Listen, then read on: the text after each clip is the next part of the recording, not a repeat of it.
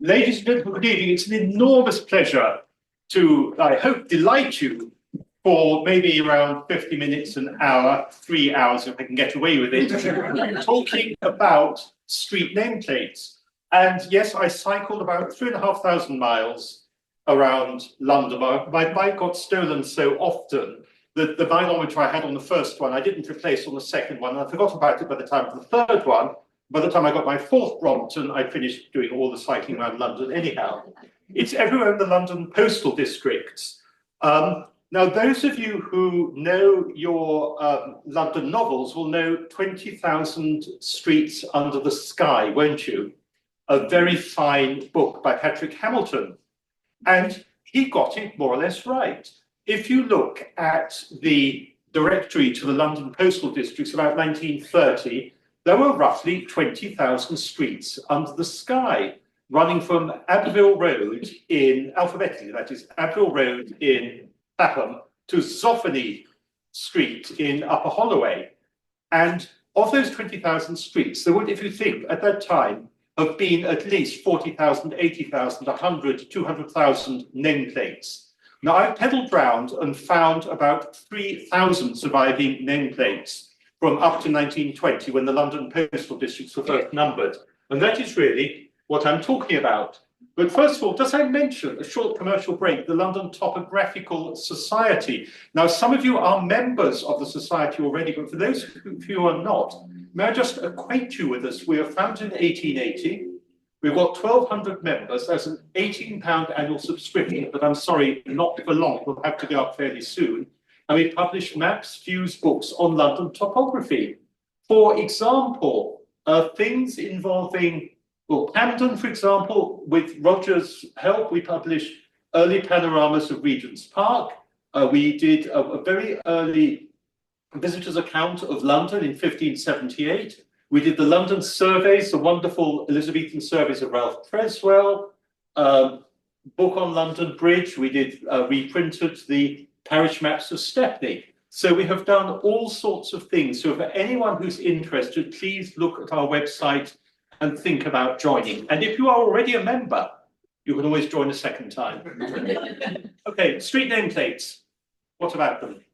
Well, a street nameplate is simply something recording the name of a street. The earliest surviving ones date from after 1666, which you know was the Great Fire that destroyed quite a bit of London.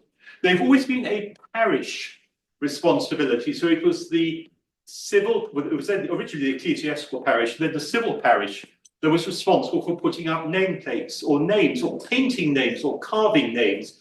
In addition, of course, a landowner might do so, and I'll show some examples. It was a parish responsibility supplemented by landowners from 1855, when the Metropolitan Board of Works was formed.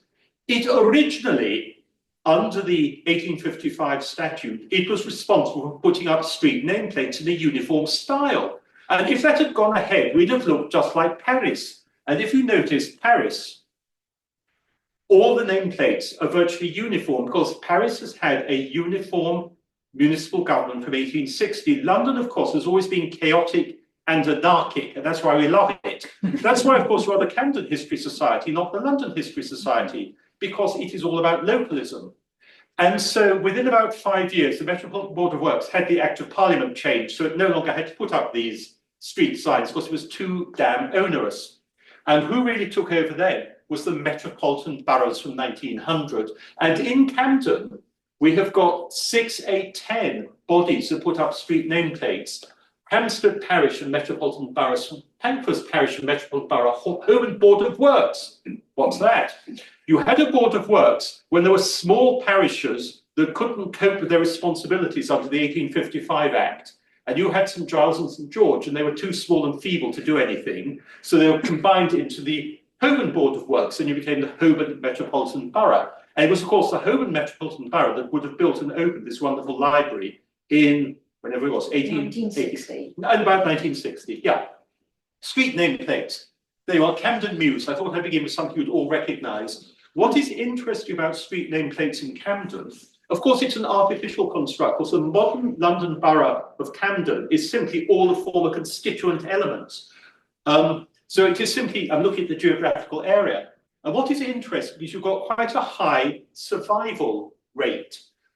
More than, for example, in the City of London, there is only one old street sign surviving, which is tucked in above a pub, hidden away off Threadneedle Street. Islington doesn't have that many, Marylebone doesn't, because where they're mainly painted, I'll come back to that in a moment, they tend to have faded. You can pride yourselves, you tend to have good quality. That's a nice cast iron one, Camden Mews. A high survival rate, also remarkably uniform. Each of the constituent boroughs or parishes had a good design and used it. So Camden street signs are actually quite interesting and uniform. Let's have a look. Signs in Holborn. Now, this is all me pedaling around, taking photographs, originally with my BlackBerry. Do you remember BlackBerries? No, I don't mean strawberries, I do mean BlackBerries. And then with my iPhone. And my original BlackBerry was the first mobile. We all had mobile phones at work. Of course, we're lawyers, and lawyers have always got to have mobile phones. We can go around and talk to people and sound important to ourselves. The first BlackBerry came in about 2002 and didn't have a camera. Then from 2007, it had a camera and also GPS. And GPS is very useful if you're cycling around Camden, you don't want to get lost. And so if the photographs aren't very good, blame me.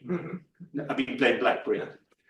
Holborn. This is the Holborn Board of Works, and this is unusual. Other parishes had boards of works. Lewisham had a board of works. Poplar had a board of works, which means if you're looking at the history in the second half of the 19th century, you will be looking at the minute books and the records of the Holborn Board of Works, the Lewisham Board of Works, whereas someone like Islington was the parish of St Mary Islington, because it was big enough really to run itself. And what you have here is two. Interestingly, Herbrand Street and High Holborn, which are painted, are both the parish of St Giles, and Gordon Square and Woburn Square are the parish of St George. How do I know? I don't. But because I'm a lawyer, I can make a point with conviction, and you believe me. The reason I think this is the case is, first of all, those look broadly similar. They do tend to look fairly similar. They're both painted. They're both actually surviving. They would have been painted at the latest about 1880, 1890. So they've been around quite a while. And those are in St Giles, those two are in St George. And I cannot think what other authority or body would have produced consistent street signs in those areas.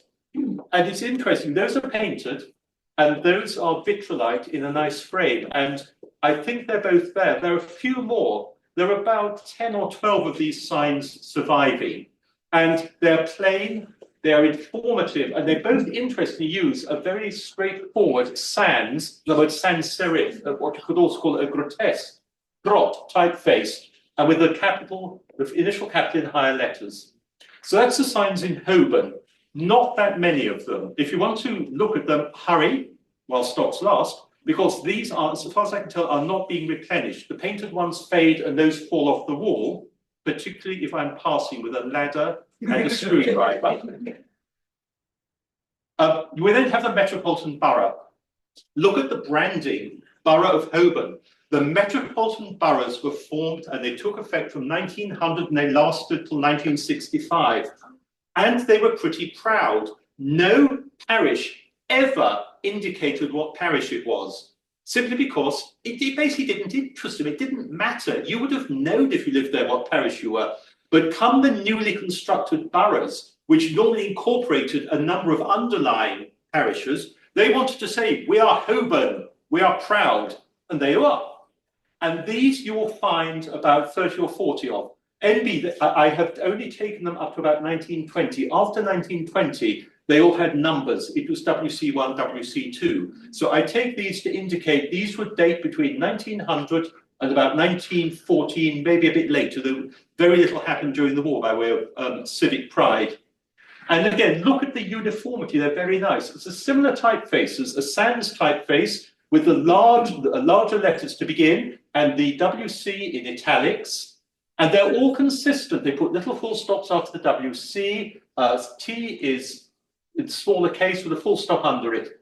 And this, the surviving Holborn ones are one of the most distinctive borough brandings. And it's interesting This shows, in my opinion, a form, I don't know, of civic pride, certainly of civic identification. All of a sudden, come 1900, the boroughs wanted to basically say, we are here. And you'll find similar in Kensington, in Chelsea, in Southwark, and one or two other places. But this is one of the strongest and most consistent ones because Borough of Holborn appears on every sign, whereas some of the others, they only appeared on certain signs. And I shall tantalize you with that thought and return to it in a minute. So that's Holborn. I seem to recall there 20 or 30 or 40 left. And when I say 40, I mean there are 40 which say Cosmo-Place. I beg your pardon. There are 40 different ones. There may be 3 or 4 that say Cosmo-Place, 3 or 4 that say Eagle Street. But what I mean is there are 20 or 30 different ones surviving. Now, you also have old signs. I said it was the boroughs, I beg your pardon, the parishes and the boroughs that put up the signs. Also landowners. A landowner put up Dorrington Street 1720. Now, where will I find that sign? And don't say Dorrington Street because you'll be wrong. Correct. 10 out of 10 to that lady. It was moved to Mount Pleasant, and there was an article in the Camden History Journal, you should all know it off my heart, 5 or 10 years ago, in which one of your members, might have been you, madam, tracked down why it had moved to Mount Pleasant, but it's on Mount Pleasant where the post office is. And very often these are put up by builders, they're proud, 1720. There's another one, Great James Street, 1741. Sorry, again, it's my photo, not very good. And I won't ask you where that is, because there's a pretty big clue in the name. I mean, that's the other good thing with photographing street signs, you never forget where they are, unless they've moved, like Dorrington Street. So you have builders who put them up, and those are 2 of the oldest ones in London. Those are actually rather attractive. And here's a mystery. There's some very strange signs around Queen Square. Now, they say WC1, so in other words, it's 1920 or later. But I took those and a couple more because they're in blue. And there are no other street signs like that in London, just like that, except in Hampstead. And Hampstead was not ever part of Holborn. I've checked the map and I can tell you that with conviction. I would love to know why those ones are in blue. One day, perhaps someone will tell me. So it's a small mystery. There are lots of mysteries when you go around looking at old street signs. Signs in St Pancras are. Now, St Pancras has got the most distinctive signs, which are these strip signs. York Rise, NW, done in strips. And the very nice thing is, Camden maintains these. There are some newer ones that have been put up. And I've actually seen Camden when I was walking in, Chadwell Street. What's the square just off King's Cross?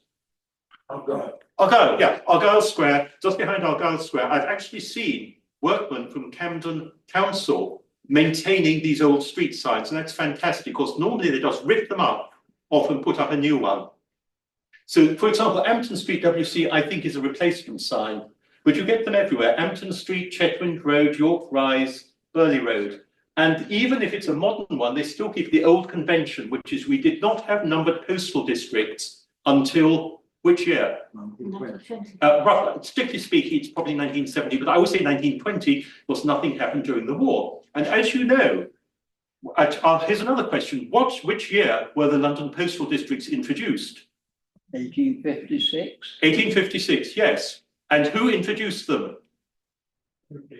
Rowland Hill. Correct. You pass all the. You realise no one's going to be allowed out to answer all the questions. And they were given numbers because during the Great War, all the experienced sorters were sent to the front, and they had replacements working in the post office who would not necessarily know where Burley Road Northwest was. So it had to be numbered Northwest 5 because it's alphabetical. You know that the London postal districts are alphabetical, don't you? Yeah. Northwest 1 is head office. Northwest 2, oh God, this is the one I don't know so well. Cricklewood. Northwest 3 is Hampstead. Northwest 4 is Hendon. Northwest 5 is Kentish Town. Northwest 6 is Highgate, unless you're a Cockney. Northwest 7 is Mill Hill. Mill Hill. Northwest 8 is St John's Wood. I used to live there, so I know that one. Yeah, and so these are definitely pre-1920 or preserved like that. And they're very, very attractive. And there are a lot of those. There are at least 100 different ones, which suggests there are 200 or 300 surviving. And if you look carefully, you might find a change of name. Now, you can't see brilliantly, That actually says Grove Road painted up there, Boscastle Road. And you do sometimes see the old painted sign there, which is the ghost sign.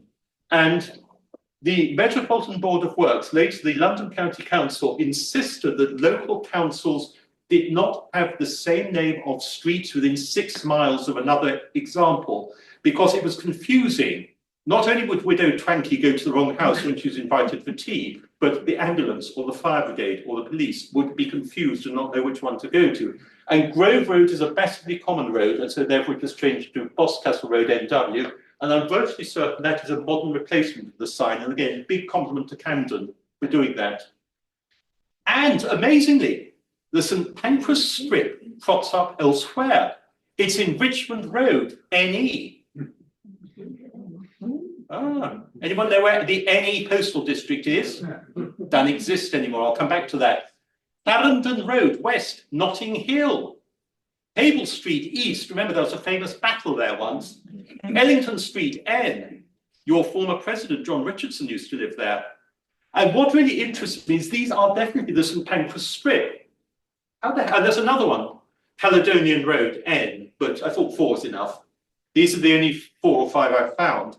And the explanation for this is, I haven't a clue, but these were all produced by commercial manufacturers. And they would, I know from other examples, they would write to councils saying, dear town clerk of wherever, Stepney or Islington or Kensington or Hackney, we produce signs that are used profusely by Holborn, St Pancras, can we send you some samples for you to try? And very often the local council will say, yes, we'll try a sample. And I believe this is what happened here. These councils put up these signs as experiments, and they've simply sat there for the past probably about 110 years. And they weren't successful experiments. I know that, because they're only these. If they were successful, more and more would have been ordered. And if you look at all the parish minutes of these street signs, and I must confess I have, there are countless examples of manufacturers sending samples and writing to councils and parishes saying, try my signs, they're better, they're clearer, they're more enduring, they're cheaper. And here are some examples of the famous St Pancras strip seen elsewhere. And signs in St Pancras, you've also got cast iron signs. Again, these are very nicely maintained by the council. Look how pristine they are. I chose these to show all the different postal districts in Camden, or certainly in St Pancras, definitely in Camden. N, High Street North, where's that? Barnet? Highgate. Augusta Street, NW. Frederick Street, WC. Charlotte Street, W. So these are all, it just shows what a large parish St Pancras is. And you also got the blue iron side, King's Cross Road, Hawley Mews, Fortress Road, Highgate Road. And these are produced by different companies. So Company A would have produced the strip sign. I don't know who it is. I have looked diligently at the minutes. I can find unusually no record whatsoever of which company manufactured those, or which company manufactured those, the cast iron sign, or which company manufactured those, the blue sign. I can guess who the blue sign was. It's possibly the Falkirk Ironworks in Scotland, who produced a lot of blue signs for other parishes or other boroughs. But very often there are references. I know, for example, that the very distinctive scallop-ended street signs in Finchley were made by an ironworks in Birmingham, the Smethwick Ironworks Company. Of course, that's a reference in the minute. They're also the same as the ones in Birmingham, which is quite a good clue. On other occasions, I know the name of the man who tottered up a ladder, painted the street sign, fell off, broke his ankle, and then had to apologise, this was in Islington, for the fact he couldn't keep on painting for the next 6 months. But for St Pancras, it's a mystery. But what is interesting is, as the years passed in St Pancras, different manufacturers would gain a foothold. They'd write to the vestry and say, look, we can do this better, cheaper. Our blue signs are more enduring. No, our cast iron streets are stronger and clearer. And the advantage of these is they don't need any maintenance. Cast iron you need to paint. Painted signs you need to paint. Strip signs need no maintenance, nor do these. And you also had the painted sign in St Pancras. This was definitely the earliest sign. The earliest signs of this, street signs of this kind were painted. And look how nicely maintained they are. Now, some of these might be by residents, but again, I have seen Camden Council work on painting these, which is really, in my opinion, a really good thing. Oakford Road, okay, maybe they haven't done that one lately. Queen's Crescent, yeah, 8 out of 10. But Oak Village and Countess Road, really nice and clear. And these are following the pattern of the mid to late typical Victorian street sign. I believe that Camden is the only borough that properly maintains these. St Marylebone, you have got a lot that are completely fading. They're in effect ghost signs. Islington, they're fading. You have a lot in Camberwell. All the original street signs in Camberwell were painted. They tend to fade. But St Pancras, I've awarded so many prizes to Camden tonight. I hope I get freedom of the borough. Camden does it rather well. That's St Pancras. Hampstead, tiled. These are very, very distinctive. There is only one other parish in London that had tiled street signs. Who can tell me what it is? You'll get the most enormous bonus point if you can. Okay. I'm not going to tell you the parish, but if I was to say Soho, what parish might that suggest to you? If I was to say Piccadilly, what parish might that suggest to you? St James. St James Piccadilly, yeah. St James Piccadilly had tiled signs like this. I'll show you one in a few moments. They're very attractive. Now, interestingly, St James Piccadilly, you can actually work out almost what date each sign was erected, because the vestry clerk would be told, or would write down, record, we put up signs today on the following streets.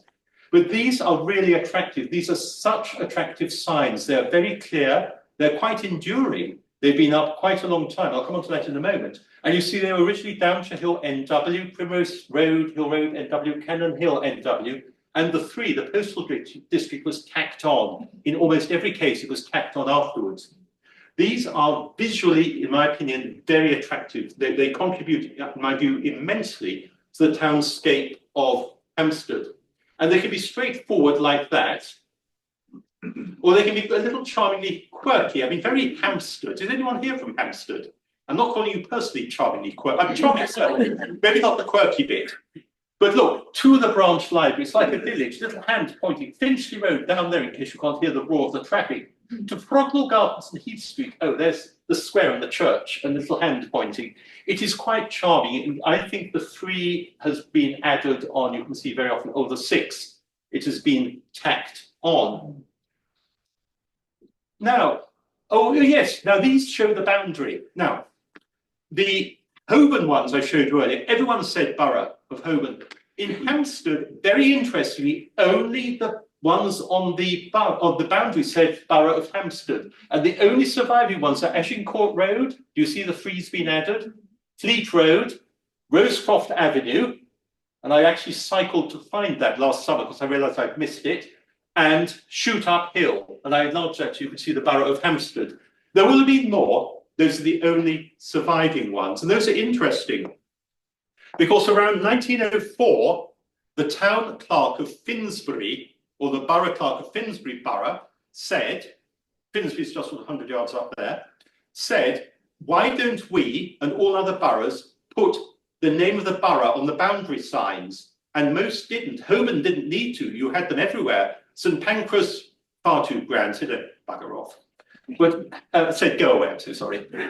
But Hampstead did, and Hampstead put these, and a few other boroughs did put these only on the borough signs. They're so small, you can hardly see them, but it's quite interesting, with my view. And how do you date them? Well, I have been able to find out absolutely nothing whatsoever about these tiles. Once again, the minutes are silent, but what the minutes tell me this. If you look at the Metropolitan Hampstead Works Committee, October 02, Borough Engineer says we must add Borough of Hampstead to painted boundary signs, and those were not painted, I showed you. From 1908 to 1911, there was an annual estimate of £100 for writing, in other words, painting street signs. November 1911, Mr. Turner of Roslyn Hill compliments the council on the new style of indicating names of roads, as shown on Lyndhurst Road, there you are, and Roslyn Hill. So this is perhaps the new sign, new form he was talking about. And in 1913, the minutes noted, in view of the improved method of indicating names of streets, We don't need to put street names on lampposts anymore. So I think this probably, and it makes sense, this does look slightly arts and crafty. These can be dated to probably about 1910, 1911, all of the street signs, the tiled street signs in Hampstead. I have found out no other evidence pointing one way or another. The Hammond High, which of course is digitized, is silent on the topic. But now we know that roughly more or less what time what period they come from. And some people, at least the Hampstead intellectuals, actually wanted street name plates. This is from the parish, the Vestry Minutes. And it is so specific. If you live in Adelaide Road North and you wanted North to be added to the sign of the corner of Finchley Road, you'd write to the council and it would be recorded in the minutes. It is quite delightful. 1862, a resident wanted signs for Buckland Villas and Buckland Crescent. Inhabitant requested Winchester Road be painted at the entrance from Adelaide Road. Inhabitant of Belsize Park Gardens complains the road should be indicated. Surveyors instructed to paint those very words leading to Belsize Park Gardens.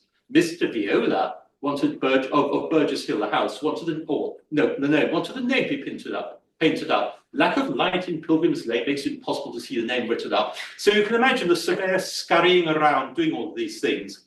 And this tells me a number of things. Firstly, it's wonderful reading parish minutes. Secondly, people were interested. Residents wanted these signs because it could help people to find their houses. But thirdly, they had to write in. The surveyor was not very proactive in finding them. And some other parishes, for example, the Sydenham Committee of the Lewisham Board of Works had an annual perambulation of the parish, and they would note down where street signs were missing and have them painted up. So you had an idle vestry in Hampstead. Some people didn't. St Giles Board of Works resolved the ratepayers who obliterated street names had to reinstate, because people would blank them out and say, I don't want a nasty street name in my house, get rid of it. St Pancras Vestry, a householder sued them in court because they painted Osnaburgh Street on his house, and it had to be on the end, the corner, or the entry to the street. And if it wasn't, the householder could require you to blank it out. George Brown of Mortimer Road didn't want a name on the centre of the wall opposite his very smart drawing room. The vestry said, no, go away. Oh, and the Reverend C. Voisey on Clack Lane didn't want a large, ugly Kidderpore Avenue board removed on his fence. Could it please be replaced by a small, comely plate suitable for clergymen? I don't know the answer to that. It probably was no as well. Some other boroughs is you have a lot more violence in the minutes. There was, I can't remember which parish it was, Putney, I think. A householder pulled something down and threw it at the passerby, thinking the passerby was from the council. So there's a lot of emotions were aroused over street signs and lamps. A lot of effort in the late 19th century was put into having street names on lights. None of these has survived. I've only ever found one photograph of Fetter Lane. You see, they put it up there, and Longton Grove. Now, that is from the Patent Office records, and I'm most grateful to Roger Klein for having alerted me to the existence of all the historical patterns, often with illustrations, which you can find in the patent library at the British Library. And so I looked them all up, and there is an example of one. And you would have had a lot of these or similar in all around these areas. None of them is existing. I do not believe there's a single one left anywhere in London, apart from one or two in photographs like that. So those should exist. Now that is street signs in Camden. Shall we have a look at the wider story? And I just illustrate it with Albert Bridge Road for good measure. What you've got in London is a fantastic variety. And you have a fantastic variety because every borough, every parish had its own responsibility. You had Charlton Street, that's us. There you are, Little St James Street, SW missing. That is a tiled sign from St James's Piccadilly. There are only about a dozen left. Shoot Up Hill, NW, just looked at. Nunhead Green is a very typical Camberwell vestry painted sign. Aliwal Road Southwest is Wandsworth blue sign. Agnew Road Southeast is a Lewisham. That is a very typical. Lewisham still uses the blue colour on its street signs. I asked the borough librarian why they still use blue, and she basically said, I must go away and research it and give her the answer, which is quite legit. So there are so many different types. Fulham has got a very logical approach, which is it has big signs on main roads and smaller signs on the side road. Fulham was very logical, and because Fulham was built up more or less all at the same time, 1880 to 1910, that is replicated throughout Fulham. And again, they're heavy cast iron signs. I think those are probably Falkirk Ironworks in Scotland, but I can't show that. And there's an example of the big sign and the smaller sign on the side street. And again, a bit like Camden, Hammersmith and Fulham maintains them. Utility over design. These are all in Wandsworth. And what you've got here is whenever 20, 30 years later, another bit of the road is built and the street sign goes up, no thought is given in those boroughs to making the signs look similar. And so you've got a Florian Road Southwest there in 2 lines and the Florian Road Southwest in 1 line. That has got a comma after the road, that has got nothing. Again, Foxbourne Road Southwest, comma, and those are quite different. And so what I'm coming back to St Pancras, what interests me about St Pancras is you wouldn't stand for that. You had uniform street signs certainly in Holborn, certainly in St Pancras, certainly in Hampstead. It shows that some thought was given to them, whereas Wandsworth was completely utilitarian of just get a quote, put up a sign, people can read it, that's all you need. And here we are, the civic pride point. These are the boroughs that put up boundary signs. Now, Borough of Hammersmith put it on all of the Hammersmith signs, and when the numbered postal districts came in, they didn't want to waste money, so they just put a little tab on top. Hackney only put Borough of Hackney on the boundary side. Acton is interesting. Acton put its name, Acton District, Acton Council, and Council of Acton on its different street signs. Wandsworth only put Borough of Wandsworth on its boundaries. Finsbury only put Borough of Finsbury on its boundaries. Islington confused everyone. It added the word Islington to the sign. Now, Balls Pond Road, Islington is N, but if, for example, you go up to Seven Sisters Road, right up at Finsbury Park, it says Seven Sisters Road, Islington, N, and no one would understand that. Or if you go right up to Tufnell Park, it says Tufnell Park, Islington, N, and it isn't, but it's a bit confusing. But that is the civic pride of putting in the names of the boroughs. And tracking the postal districts, when they changed, the street numbers had to change. So Dagmar Gardens went from being west to northwest 10. Ensley Gardens went from west. That's a Camden, St Pancras sign, went from west. It had to have WC put over it. And Dalgarno Gardens was moved from northwest to west. Of course, the postal districts moved because they were simply for the convenience of the delivery office. And so they would change, and they're sometimes reflected in the street signs. And the lost postal districts. Did you know we used to have more postal districts in London? There are only 2 signs surviving of London S, which are both in Clapham. That is one of them. And you see, that is a St Pancras strip sign. Interesting. Northeast was in Hackney, Muston Road NE, leading to Sack Road. So you can look at street signs, you can see a little bit of history. Those were both abolished. London South was abolished 1865, London North East about 1872 by Anthony Trollope, the author, the novelist, who was the Postmaster General, who was supposed to have disliked Roland Hill, and decided to spoil everything he did. And because South and North East were quite small, he amalgamated them and split them up. But North East was reintroduced because people petitioned in the North East, saying they didn't want to be transferred to the East End. And there was a schoolmaster in Hackney who wrote to the post office, recorded in the minutes, saying, I cannot get any pupils for my school now, my fine school in Hackney, because everyone thinks I'm in the East End, because I'm now Hackney East rather than Hackney North East. So amazingly, the post office said, all right, if you want. And so they became North East again until the numbered postal districts were introduced in 1917, 18, thereabouts. Now, if there was a prize to be won, let's have a quiz. Where do you think is the longest street sign, the shortest street sign, the largest street sign, the nicest street sign, and the booby prize? What is the most misspelled street sign, the most confusing street sign, and the oldest? Now, we've looked at some of these already, and I probably give you the answer at the same time as I give you the question, because it would be impossible let's have a look. The longest sign, prize, St Pancras. St Pancras has got the longest old street signs in London. Busby Place, leading to Osney, Islip, Caversham, Gaysford, and Heathcote Street. I don't know that, I believe they're both still standing. I hope they are. I'll be very annoyed if they're not. After these, the longest street sign is way out past Woolwich, I think in Eltham, and it's on a modern estate, and it's got a name followed by about 18 different names. But it's modern, so it doesn't count. But these are rather wonderful. These are the longest sign, I mean, apart from that Welsh station on the Isle of Anglesey, the longest signs you could ever want to see anywhere. I think they're wonderful. They're so tactile. And certainly Busby Place is carefully maintained. Heathcote Street, have a word with your council if you live around there, please. It could do with a bit of a lick and polish. What's the shortest signs? Well, it's got to be Ely Road or K Street.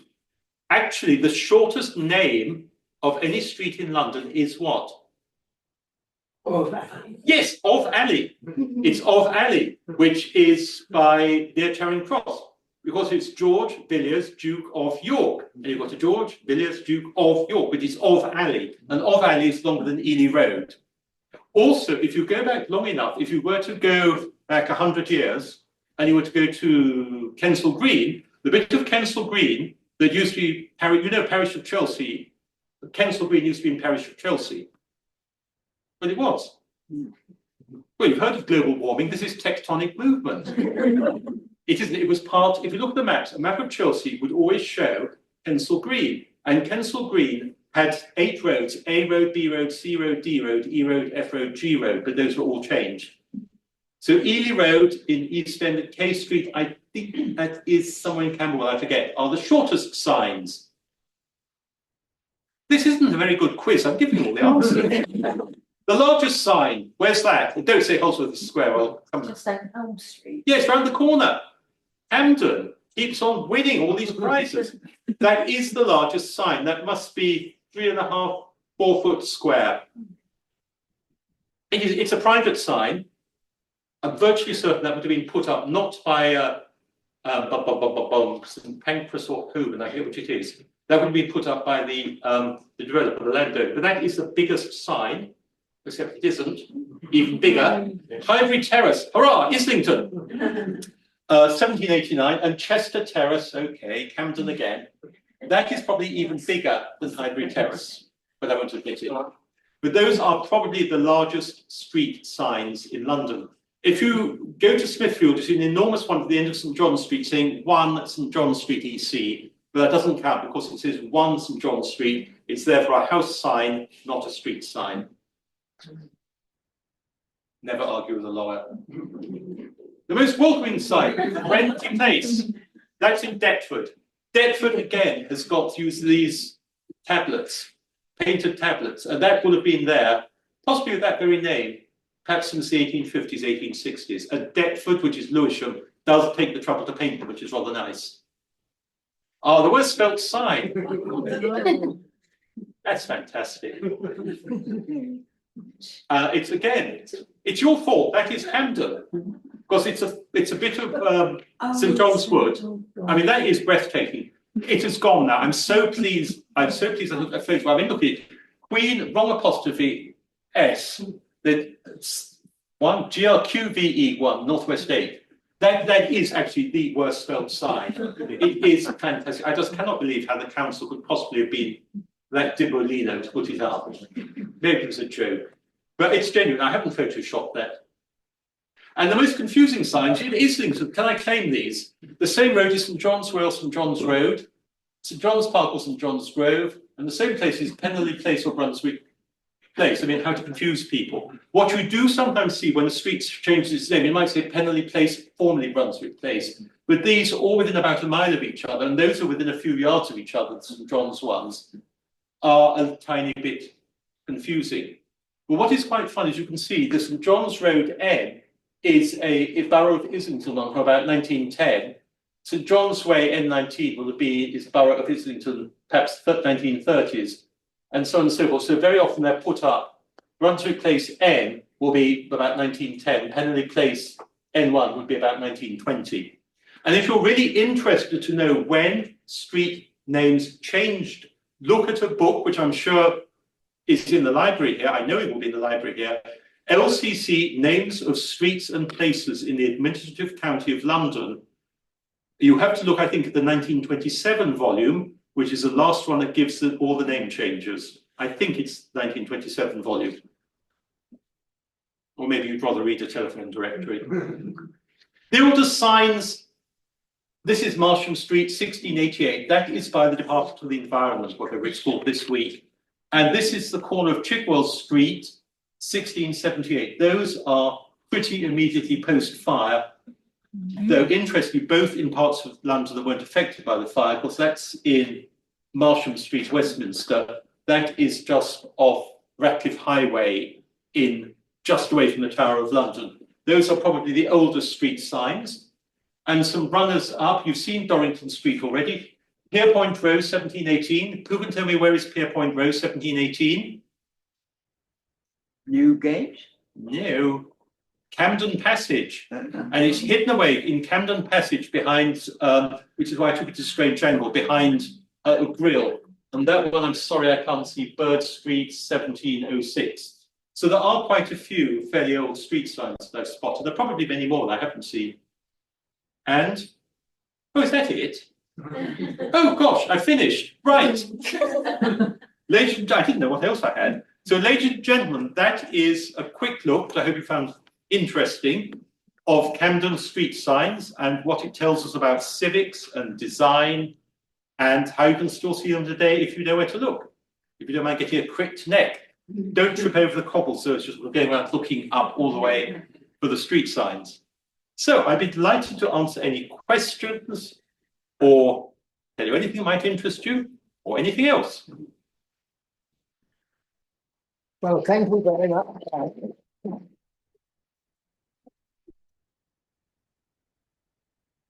You didn't tell us about, well, you mentioned manufacturers, but I remember going on a visit to Willesden Broadway to Garnier signs. Oh, perhaps it's excluded because they're modern. They are metal plates enameled. And Garnier signs did a lot. And for the benefit of visitors, you could buy little signs to put in your pocket. Really? Yes. I've never heard this. How interesting. I don't think they're there now, but this was a visit about 30, 40 years ago. Garnier, Garnier. Yeah, I've never come across Garnier. Ah. How interesting. Thank you. Well, any questions or comments? Yes, Hugh. I wondered if you might mention streets that have got different names on either side of the street. I know of two of them. Which are they? Well, Exhibition Road and Prince's Gate. Oh, yes. The Exhibition Road is always on the west side, and Prince's Gate is on the east side, but they face each other. Oh, right. And there's another one down beyond Gloucester Road, which I can't remember the name of. Across. But there are such streets. Oh, there are. There are many quirks. Thank you. There was one in Islington which was named after Cruikshank. Of course, Cruikshank lived there. It's off Amwell Street, and it was spelt Cruikshank with an I on one side and Cruikshank without the I on the other side. Unfortunately, by the time I've been told about it, it had been corrected. There are lots. I mean, I'm interested in this gentleman's examples. There are lots of quirks on London street signs. And Exhibition Road, right at the bottom, on the western side, right by the tube, it's got a very nice blue Kensington vestry sign. Yes. Saying Exhibition Road, west, as you would. And wasn't Mr. Cruikshank the man who had his proper family in Islington, but he had a sort of a mistress family in Camden, round on the Regent's Park estate? He was in Mornington. He was in Hampstead Road, just next to Mornington Crescent, with his wife, and then the maid he made pregnant, and then he moved her to Augusta Street, and they called themselves Mr. and Mrs. Oh gosh, I can't remember the name I'll now. have to buy the book. Yeah, it had, I don't know how many children. Gosh, Anyway, you'll find out about that in our next Primrose Hill and Regent's Park. Let's have a look. Thank you very much. It is ongoing. Anything more? Yes. Yeah, I'd like to ask, in the example with Boscastle Road, do you think it would have been a matter of policy to not obscure the previous name? Yeah, the previous name was often left up. I think it's so people would find their way around. I can think, I mean, I've got about 4,500 photographs, so I would need to check. Generally, very often you see the name, like those confusing Islington signs I was showing. I think it was intentional, you would put up a sign next to it rather than put a sign over it. But I can think of some examples where I have seen metal signs put over painted signs. And if you went to Crescent Road in Islington, which is just north of Thornhill Square, you'd see such an example of where one sign has been put over another to obscure it. And I think there was a change of name there. So, how about the chap at the back? Yes, you. You said that some of them needed a lot of maintenance, like the painted ones. Yes. The cast iron one. And you referred to another type that didn't, the strip. The strip light. I don't Yeah. know what that was. It's the ones that don't need maintenance. The one that really probably wouldn't need any maintenance is the blue enamel sign, because it's pretty light proof and dirt proof. The St Pancras strip signs, the ones with the names that go like that, those don't need maintenance, because I bet the examples I showed you, the one that was in Notting Hill, the ones on Cable Street, I bet no one's ever tried to maintain those. But what are they made of? It's difficult to say what these street signs are made of, because often they're 8 foot height, you can't tell. I know a lot of the ones in Lewisham, generally not. The ones in Lewisham I know are very often wood, because they're rotting, and there are not that many surviving. I think they're made of a plasticky form of enamel, that's a form of glass called vitrolite. If you were to go to Southwark or Kensington or Chelsea, you'll find a lot, or Westminster, Marylebone, a lot of these vitrolite signs, but even then they fade and they need to be repainted. And the cast iron ones are very enduring, but they do need to be periodically painted. Yes, sir. Right. I can think of another couple of negative aspects of street signs that I've seen. One, I think, was in Newport, Shropshire, where I grew up. The council was rather stingy and only had one sign per street. And even worse than that, you occasionally see a sign which has been painted over in white, and they never got round to repainting it in black and white. Yes. I can imagine if you have a sign black and white, it's repainted in white, not very informative. I spent the first 4 years of my life living in Camden Town, and my grandparents lived round the corner in what was said as Cantelow's Road. But the address was actually, we had one of those presses with an address on your letterhead, and it said Cantelow's Road without an E. And so I went there, I went with my youngest daughter to have a look round, and they're spelled different ways at either end of the road. Oh, So I still, and I even asked somebody from the Metropolitan Archives, how's it spelled? I don't know. so you're saying Cantelow's Road, is it still spelt in different ways at different ends? Well, I last looked about 5-8 years ago. I think I might need to check up on this. Cantelow's Road is Camden Newtown, isn't it? Camden Square. Yeah. It's one of those that goes up at an angle to Agar Grove. Yeah. Whereas Agar Grove's completely barricaded now. You can't find out. You can't go along, even as a pedestrian, you can't now go along Agar Grove. I don't know. I tried it the other day to show you. I must go and check that out. How intriguing, thank you. Yes. In Smithfield, there's an alleyway behind some shops, which used to have a name that I liked, but it's now been stolen and they've changed the name of the alley. It used to be called Back Passage. Okay. It is still, I think it's still called Back Passage. No, it's, Is it not? I think they call it South Passage or something now. Oh, very gentrified. No, I walk through Smithfield every day. I thought I had seen that. I'll check it. Thank you. How nice. Yes. I'm sorry, I missed the first few minutes, apologise for that, but I don't know if you had an opportunity to talk about the freestanding street names that are not attached to a building. There's a few in Hampstead that are signs just on, I think usually two. The wooden frame. Yes, yeah, on two upright. Yeah, I think they are tile, yes. I didn't talk about those. I don't recall seeing that many signs like that in Camden. Of course, most Camden signs are set up in walls. Those are at ground level, and I'm thinking of the one on Agincourt Road, and I can't remember the one next to Agincourt Road. Constantine.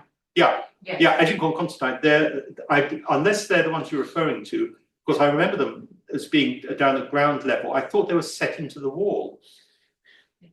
I think somewhere, because where I used to live was near Harley Road and just off Avenue Road there. I know around that area. Yes, there is. I remember that. It's one in West Hampstead. It was covered with nettles, and I had to clear the nettles away before I photographed it.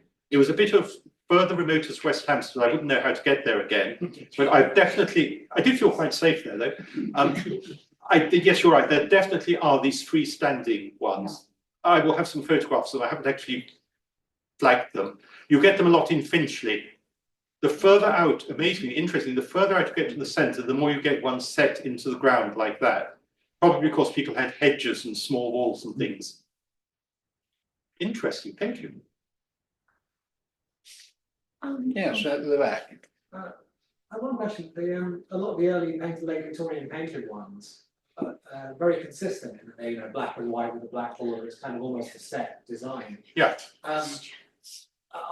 Is that almost always or very often like that? And do you have any idea why they're so consistent? Is it just that white and black paint are cheap? Because it's cheap and because it's visible. I mean, this was at a time when there was enormous pollution, when you had gas lights, when you had coal fires. I think they were considered, it was probably the cheapest. There's very little discussion anywhere of design. Design is rarely touched on.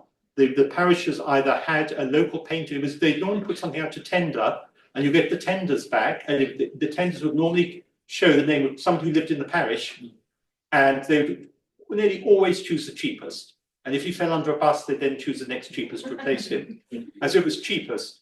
And they then, when they moved on from painted signs, they did not commission designs. They relied upon manufacturers to send them, to write to them, to send them leaflets, to send them samples, and they generally choose the cheapest. So unlike some cities where there was a very distinctive colour, for example, Prague, the colour is red. Paris, the colour is blue. Mexico City is blue. Buenos Aires is blue. Very much following the French influence.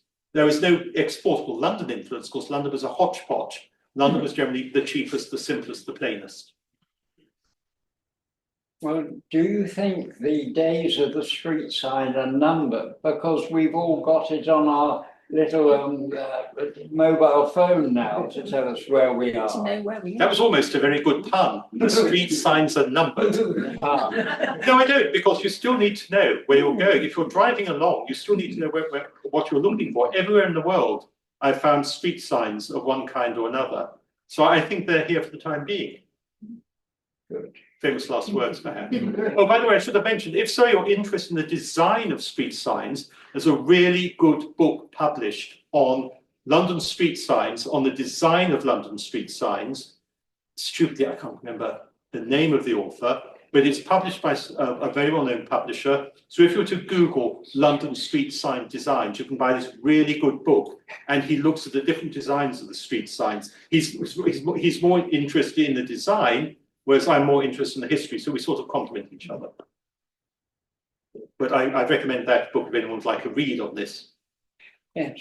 We have a good question from the chat. What happened to London street signs during the 2 World Wars? Nothing. There you What go. happened to London street signs during the 2 World Wars?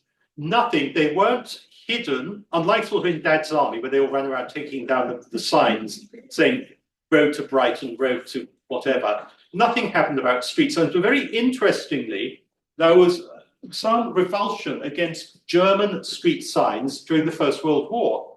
And Southwark Council decided they wanted to remove German sounding street signs because it wasn't patriotic. And Southwark Council wrote to all the other parishes and boroughs by then saying, this is about 1917, don't you think you want to get rid of those beastly street signs? And St Pancras got that letter and said, well, we have got an Osnabrück Street and a Mecklenburg Street and Kaiser Wilhelm Street and I don't know what else street, but we don't think we should do anything unless the residents want to change them, and the residents didn't want to change them in Camden. So that suggests interest in Camden. There wasn't a particular anti-German feeling, but I think Southwark got rather more bombing from the Zeppelins, though there was, I think, relatively little bombing during the Great War, and it felt more upset about it. So there will have been some street signs that changed from a German name to a more English name, but certainly not round here. I think residents' objections count for quite a bit. I lived at one stage in Primrose Hill in a road called Kingstown Street. And when I first moved in, it ran from Princess Road to Fitzroy Road. And the post office vans used to see what top speed they could get in going from one end to the other. And then they built Auden Place in the middle of it. So we had two bits of Kingstown Street, and they didn't call it West and East. They wrote to us and they said they wanted to make it, oh dear, I think it was something to do with Sylvia Plath, because she lived round the corner. And they wanted to change our end to Sylvia Plath Place or something. And we all objected like mad. And they said, well, be it on your own head. If the ambulance takes 10 more minutes to get to you, or the fire brigade, it's your own fault. But we kept Kingstown Street at both ends. Yeah, it can be quite political. You all remember there used to be a Selous Street in Camden. Well, that was changed to Mandela Street because Selous was associated with the Rhodesian Army Regiment, the Selous Scouts. And there's also concern about Rhodes, R-H-O-D-E-S, but of course that was Rhodes, as in Rhodes Farm. And Rhodes was a dairy farmer all around here, and nothing to do with Rhodesia, although actually Cecil Rhodes was related to that family. But don't tell Camden Council, please, I don't think they've worked it out yet. So names can change for political reasons, but certainly not the Germanic names, as far as I could tell. One more, yes? That talk was interesting, but I have to confess to have come here under a misapprehension. Because I've been interested in British name places, the quixotic names of villages and all sorts of things like that around the country. And when I saw the title of the talk, my brain went to the name bit. So I thought we'd be talking more about quirky names and the origin of the names and so forth. No, I haven't. Really were. That was my thought. But have you in your talk have you come across quirky names and interesting names that you've had to research, or are they fairly straightforward in a city? The honest answer is I've never really thought about the actual origin of the name. Quite a lot has been written. There are books called The Origin of City Names, and I think Camden History Society might have done origins of Camden names. Yes, I thought so. On the website. Yeah, it is. And in our books. It's a topic quite well written. What does interest me is when it tells you the extent of an estate. For example, the Thornhill estate in Islington.